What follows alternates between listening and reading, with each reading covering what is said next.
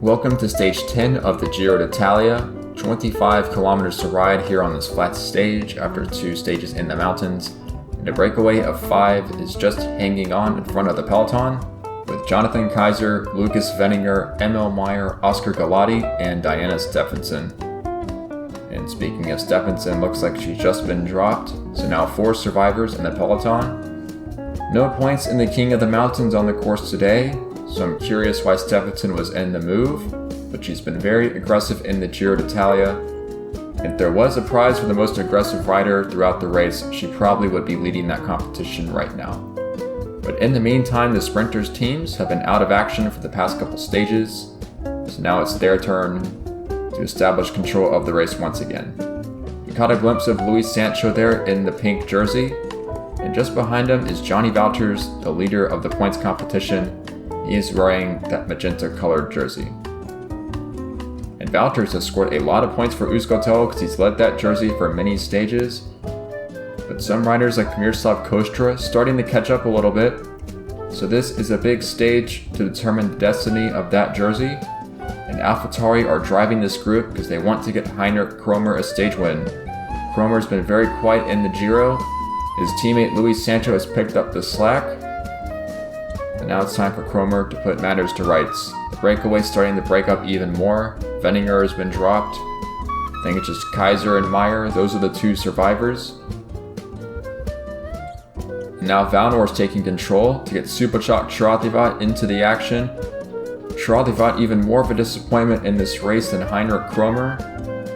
The super fast Thai sprinter needs to get going because Valnor, their chances of winning could be slipping away in terms of the overall team competition.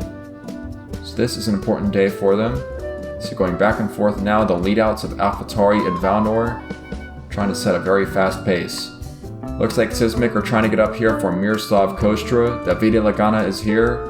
Banabi for Kyoto. Matsuoda. So the leadouts really starting to form now. Now here's Shrativat's second wheel. This is too early to come to the front for Valnor. They've messed it up like this before earlier in the race. But they'll try again. There's Wouters, there's Lagana, right in the wheel of Shrativat. And this is an awkward situation now. Still 6 kilometers to go. We have a very slight false flat here. It's a little bit uphill. And now the pace is turned off. See if anyone chooses to launch an attack, or if they choose to neutralize until the final kilometer. Looks like Valnor, they're going to send another rider. This could be Sofian Germuni, who's the final lead-up man for Superchak Shrativat. Germuni's going to lead them up and over this little hill, and then downhill towards the finish. 3.5 Ks to go now, with Johnny Wouters and Miroslav Kostra queuing up behind Shrativat.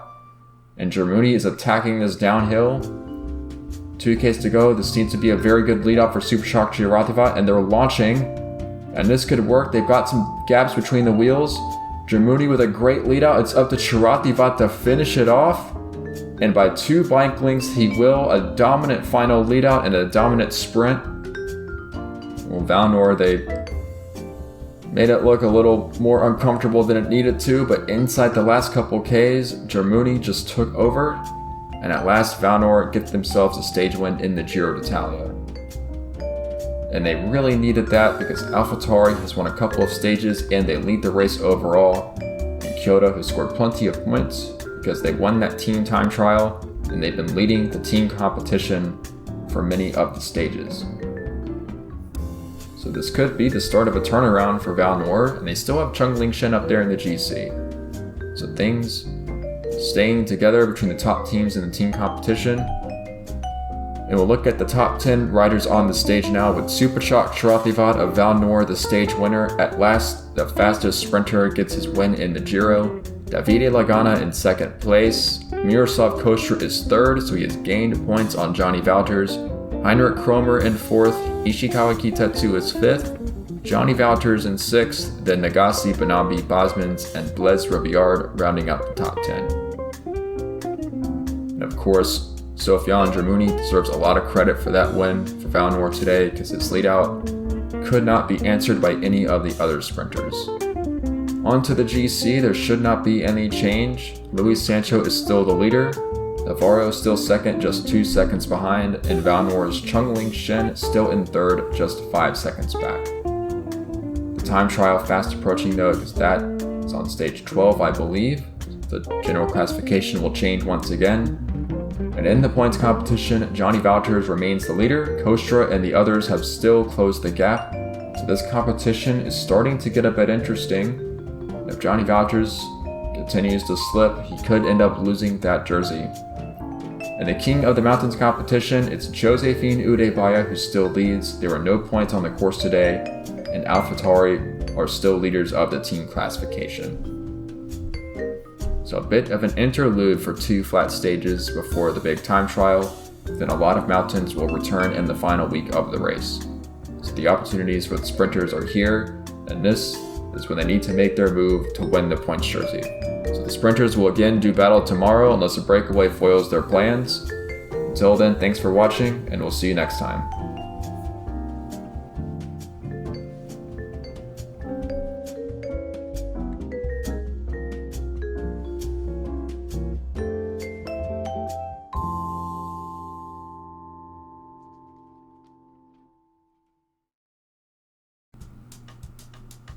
Welcome to stage 11 of the Giro d'Italia, with 2 breakaway riders now just starting a category 2 climb of the Naso di Gatto, and once that climb is up, they will have a short plateau and then descend down into the finish. So we'll see if any sprinters can survive and contest the stage win, but I have a feeling that none of the big GC riders will launch an attack on this climb, so we should get a group sprint at the bottom. But you never know when riders like Rodolfo Lucci are in the race. And Luis Sancho, the race leader for AlphaTauri, just being a bit vigilant here, wants to stay near the front of the pack.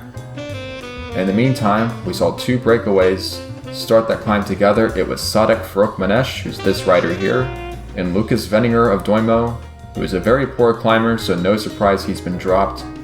And a third rider had joined them early in the stage, that was Abdulkader Ngama, but he had been dropped a while ago and probably out of the peloton at this point. And this is an opportunity for this rider, Josephine Udebaya, to score some points for the mountains competition. Now Italia are setting the pace here, so trying to set something up for Rodolfo Lucci perhaps. Or maybe they want Blaise Robillard to win the stage in the sprint.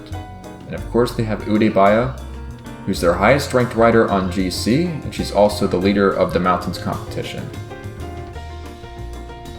So they have a lot at stake here on this stage, and a lot to gain, I should say. And there's Robillard setting the tempo. And Farokmanesh is doing his best to hold him off. I think too many kilometers between him and the finish to stay away from the peloton. And you see he's looking quite tired now. So Robillard and Udebaya are just gonna slowly bring him back. And now this is the front of the bike race. So the breakaways have been caught. And 1 kilometer to climb until the summit. We'll see what their plan is here. I think Udebaya should just attack and sprint for the points. Maybe we'll see another surprise move by Rodolfo Lucci. And there is a move that's a surprise, but it's not Rodolfo Lucci, it's Joaquim Pinto, who's a rider who's been practically invisible in the Giro, just doing domestique work for Natalia. But he's the one they've sent up the road, and that was very unexpected. He's taken a couple riders with him. Cromer and Valters, 2 of the big sprinters, have been dropped, so they're probably not winning the stage today. There's Jeroen Loiken who's gone over there. Ugo Zorzi, the Doima rider, is Giovanni Canale, so this is a very strong group of 4. But Kitetsu has brought it back. In fact, Kitetsu is going to launch a counter-attack. I think that's Laura Duverne, or Carlos Nello. It's Duverne. So we could see some attacking on this descent here. It's not a very steep descent, so it's going to be hard to get away from the peloton, but a very skilled rider on the downhill could create some daylight. And we see more attacks from behind. I think that's Zorzi trying to get back across. Pinto back in the wheels with the leaders. Loiken is there. There's a Hackett rider really drilling it. I think he's going to bring it back, whoever that is. Hackett have Mario Mazzucato as a candidate to win this stage. And Futura Forstall want to keep this under control as well, because they have 2 very fast sprinters still in this group. They have Kitetsu and they have Tyrus Tosh. So options for the team in green. Pinto is still setting the pace for the leading group down here. I thought it was coming back together, but then the gap has opened again. Under 15 kilometers to ride now. Kitetsu working very hard to keep this in check. But look at all those Futura 4-star riders. They've had a very poor Giro d'Italia, but this is a chance to atone for their lack of results. Kitetsu and Tosh, very fast finishers. AlphaTauri now resuming control here. Heinrich Kromer was dropped, so we'll see who this is for. It's Javier Lopez. He's a very good sprinter. I think just setting the pace and trying to neutralize attacks to keep his leader Luis Sancho safe. Hackett are up here showing an interest from Mario Matsuoda. I think Miroslav Kostra could still be here for Sismic as well. So we're under 10 kilometers to ride. And an interesting reduced group sprint here on the horizon. There's Matsuoda, he's in 16th place overall. One of the highest scoring riders on the season, but he has not done very much in the Giro d'Italia at all. Hackett need him to score some points, because some of the other teams like Euskaltel are starting to catch up. Under 5Ks to go now.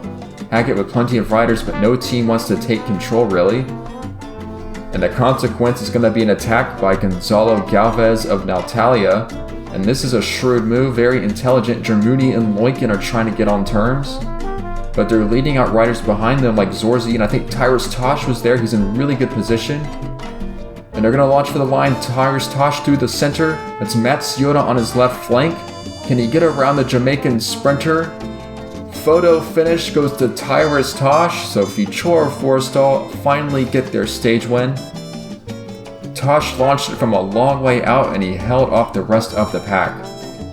Mario Matsuoda is going to be pretty upset with that one because he just missed out, and Kostra finished 3rd place to score a lot of points for that points jersey competition. Where Germuni and Loiken were trying to set it up for each other for Valnor, try and make it 2 wins in 2 days for that team. But in the end, all they did was lead out Tyrus Tosh and Mario Matsuoda. And even though Tyrus Tosh went a little bit too early, he had the speed to hold off the Italian sprinter. So our stage standings look like this. Tyrus Tosh of Jamaica has won the stage, and I believe that's his first win of the season. So a high draft pick, finally looking the part. Matsuoda was 2nd, scoring some meaningful points in the Giro for the first time. Miroslav Kostra in 3rd for Sismic. Jerome Loiken was 4th for Valnor. Ibai Lida 5th for Kyoto. Then Canale, Lucci, Lopez, Balashkov, and Zorzi in the top 10. Some of the sprinters were dropped today, but I believe all of the top climbers were in this group, so we shouldn't see meaningful change overall. So the GC is going to look exactly as it did yesterday, with Luis Sancho in the pink jersey. Mario Matsuoda, with his little time bonus for 2nd place, is going to move up 1 place from 16th up to 15th, and he's still 2.5 minutes behind Sancho.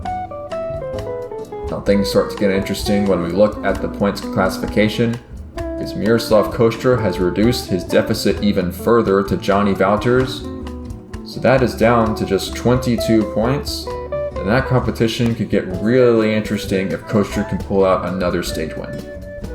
But once again, Johnny Valters, as he's done since the first road stage of the Giro, is the leader of the points classification, and scoring yet another 20 points for his team, and those points really starting to add up.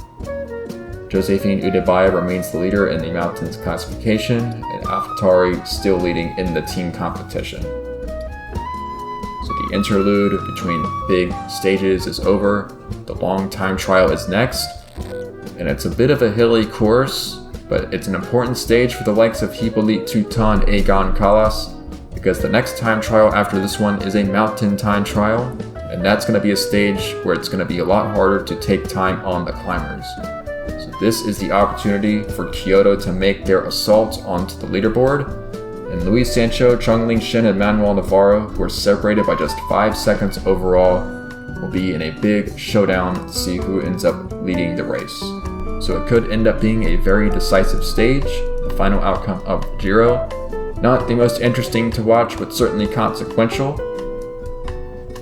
So as always, thanks for watching, and we'll see you next time for Stage 12.